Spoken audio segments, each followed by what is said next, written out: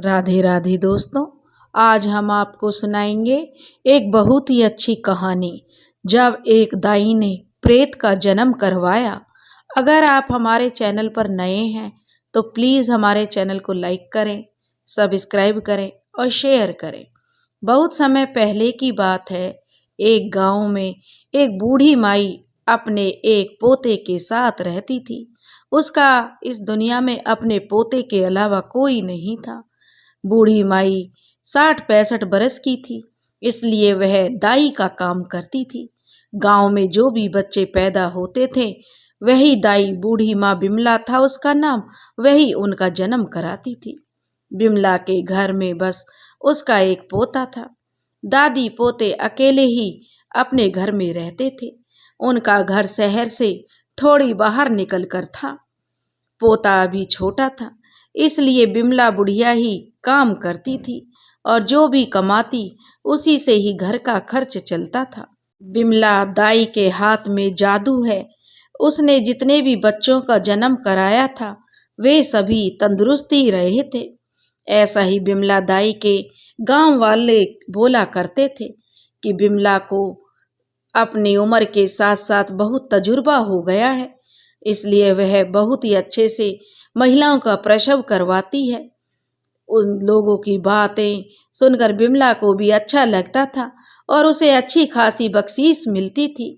जिन लोगों के बच्चा नहीं होते थे उनकी भी दवाई जो बिमला देती थी, जिससे उन औरतों को बच्चे हो जाएं।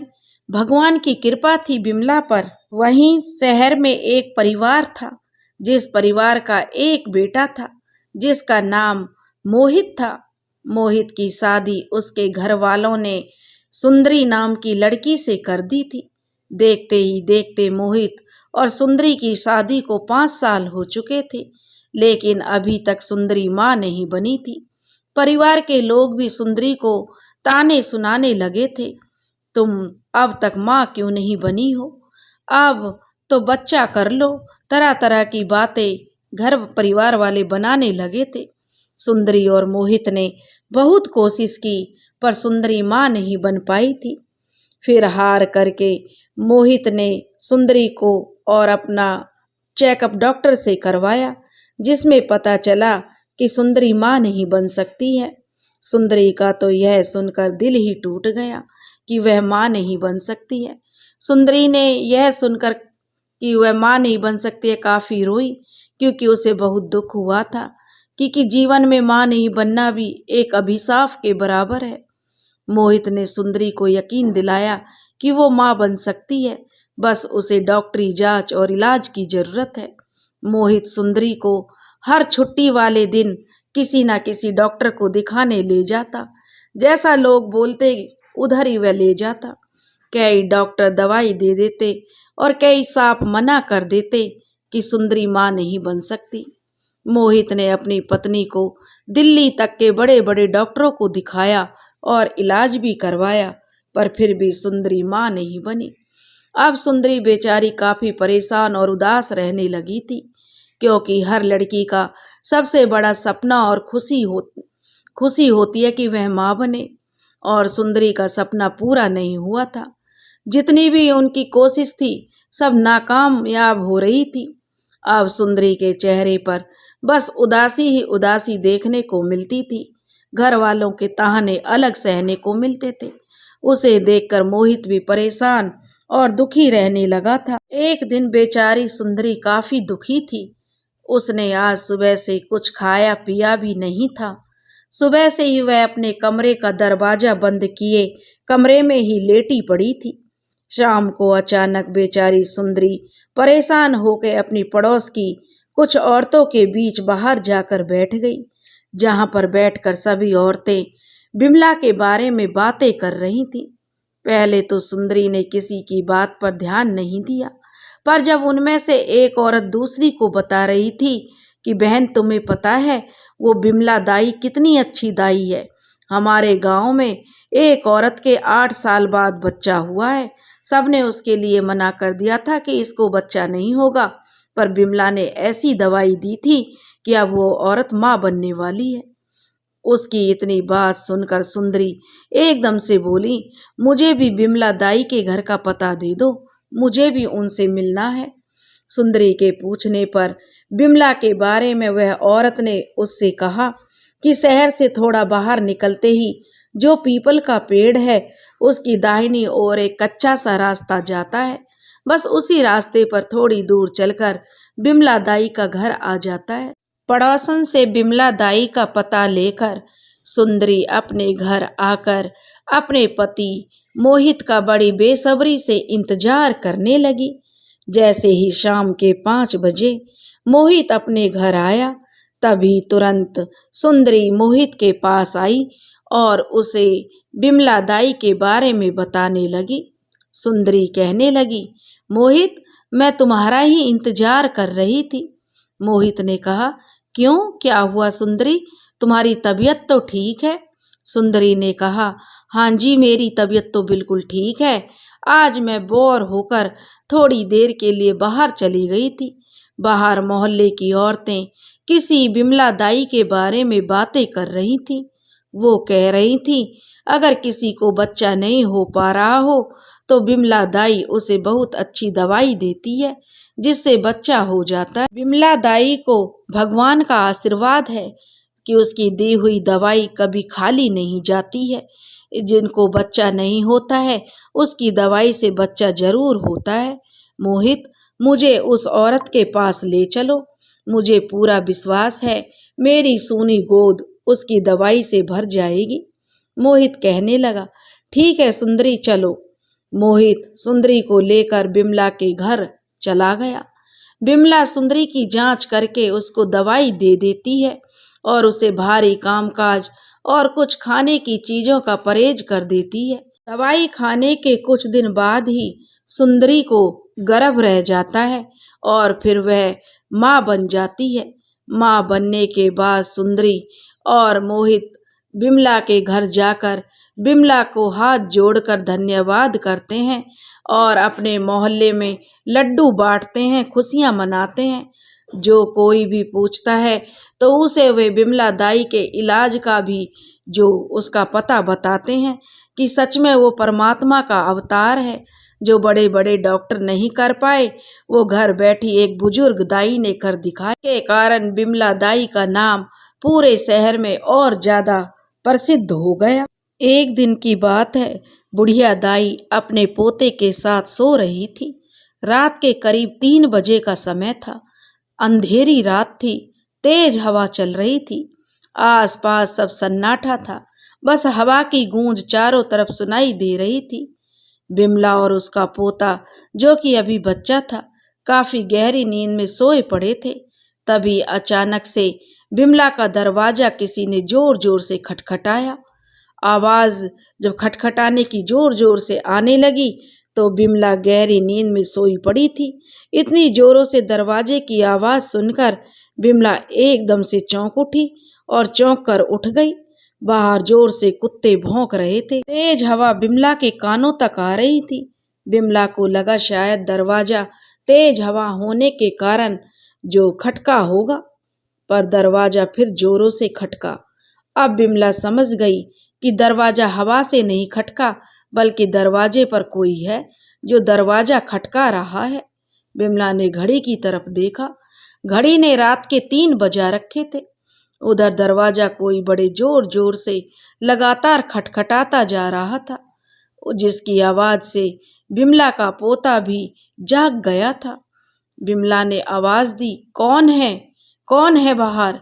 तो बिमला ने जैसे ही आवाज लगाई और पूछा कौन है, तो बाहर से आवाज आई, दरवाजा खोलो दाई माँ, जल्दी दरवाजा खोलो, मेरी बीवी को बच्चा पैदा होने वाला है, मैं आपको लेने आया हूँ। बिमला कहने लगी, इतनी रात को? बाहर से आवाज आई कि पहले दरवाजा तो खोलो।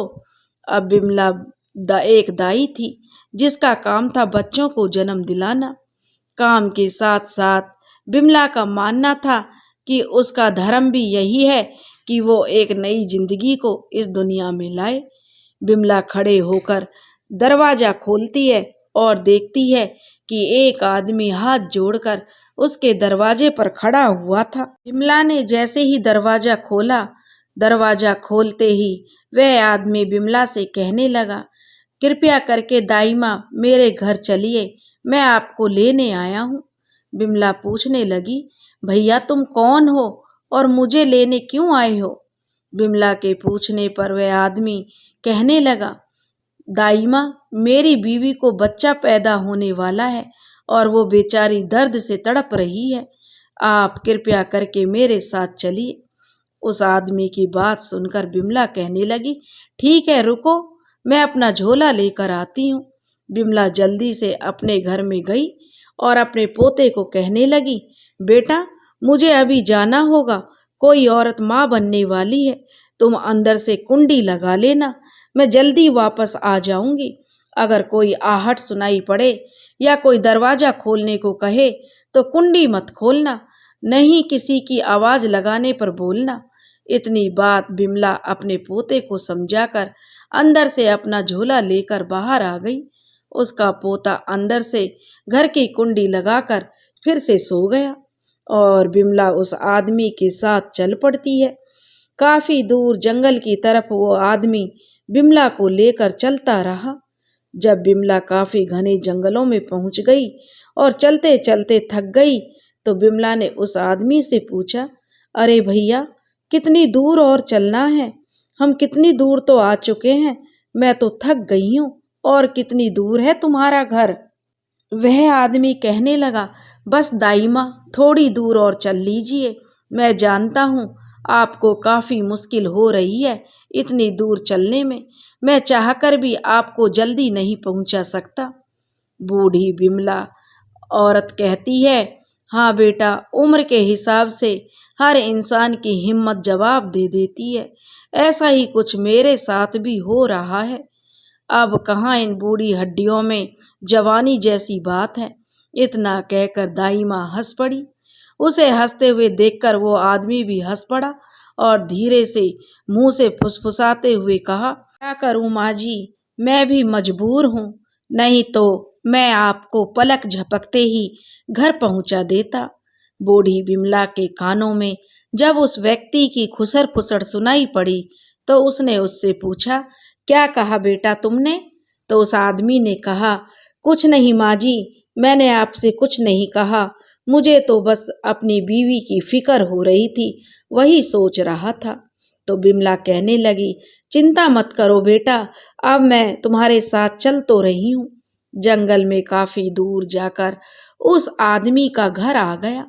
घर को सामने देखकर उस आदमी ने बूढ़ी माई को कहा कि दाई माँ, बात करते करते कब घर आ गया पता ही नहीं चला।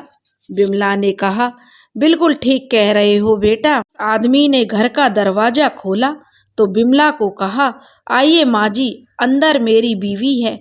बिमला अंदर चली गई। बिमला घर को अंदर से देखकर चौंक गई, मानो ऐसा घर बिमला ने अपनी 60-65 की उम्र में पहली बार देखा था। इस घर में हर तरफ हीरे जैसा कुछ लगा हुआ था, जो बिना लाइट के ही लाइट से भी ज्यादा रोशनी दे रहा था। चारों तरफ इतनी चकाचौंध थी कि जो आंखों में सूर्य की रोशनी के जैसे चुभ रही थी। घर के बाहर रात का अंधेरा था और घर के अंदर सुबह के उजाले से भी ज्यादा रोशनी, जिसे देखकर बिमला की आंखें फटी की फटी रह गईं। बिमला को इतना हैरान होते देखकर वह आदमी बोला, माँ जी इतना हैरान मत होइए, ये रोशनी लाइट की ही है जो दीवारों के अंदर फिट कराई गई है। उस आदमी की बात सुनकर बिमला के दिल को कुछ शांति सी मिली और उसने लंबी सांस लेते हुए कहा, ओह अच्छा बेटा, मैं तो डरी गई तुम्हारा घर देखकर।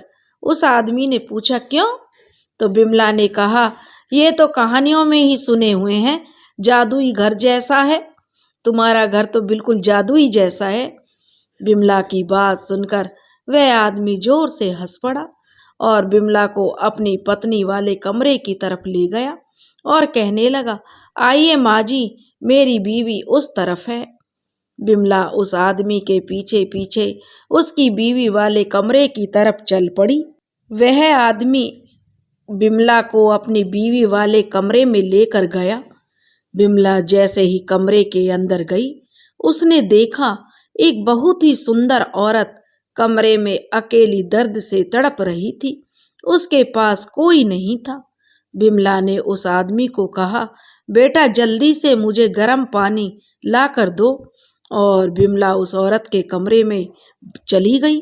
थोड़ी देर बाद कमरे से बच्चे के रोने की आवाज आने लगी। बाहर खड़ा हुआ आदमी दौड़कर कमरे के दरवाजे के पास गया तो बिमला ने हाथ में सुंदर सा लड़का जो कि जोर जोर से रो रहा था, बच्चे का चेहरा देखते ही वह आदमी भी खुश हो गया और भागकर बिमला दाई माँ के पास आ गया। उस आदमी ने बिमला माई से उस बच्चे को गोद में ले लिया और उसे बड़े प्यार से लाड प्यार करने लगा। बच्चे में कुछ समय के लिए तो वह इतना खो गया था कि उसने ना जन्म देने वाली माँ को पूछा और ना जन्म दिलवाने वाली बिमला दाई पर ध्यान दिया।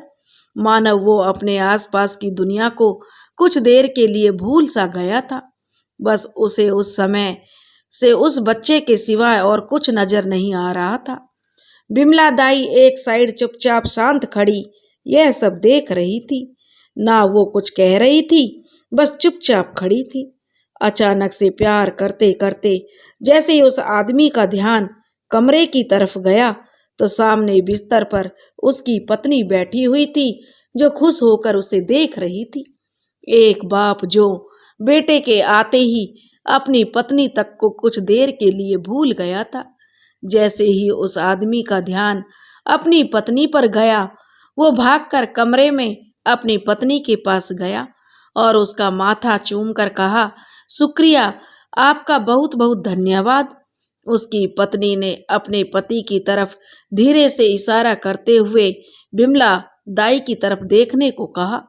जब उस आदमी ने बिमला दाई माँ की तरफ देखा तो उसके चेहरे से एकदम हंसी गायब हो गई और वो चुप हो गया। जब उसका ध्यान बिमला दाई पर पड़ा तो बिमला का चेहरा काफी उतरा हुआ था।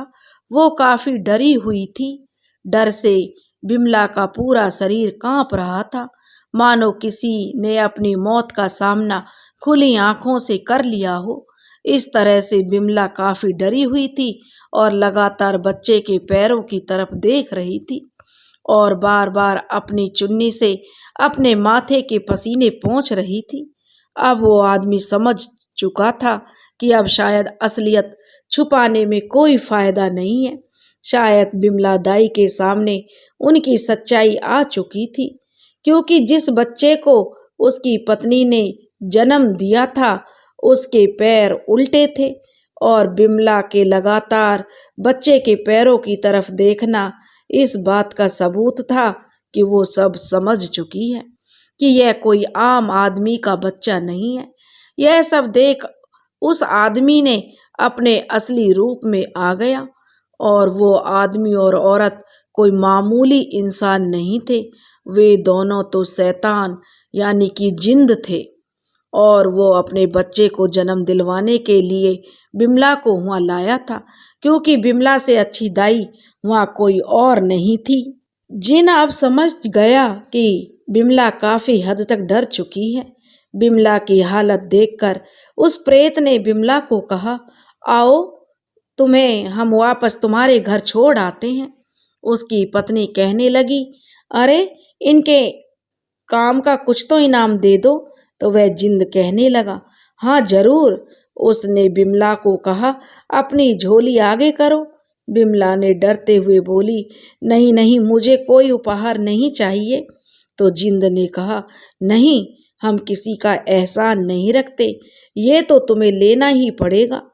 बिमला ने डरते हुए अपनी झोली आगे करके उस जिन्न ने उसकी झोली में जो कोयले भर दिए, जिसे देखकर बिमला बुढ़िया दाई और ज्यादा डर गई और वह वहां से भाग ली।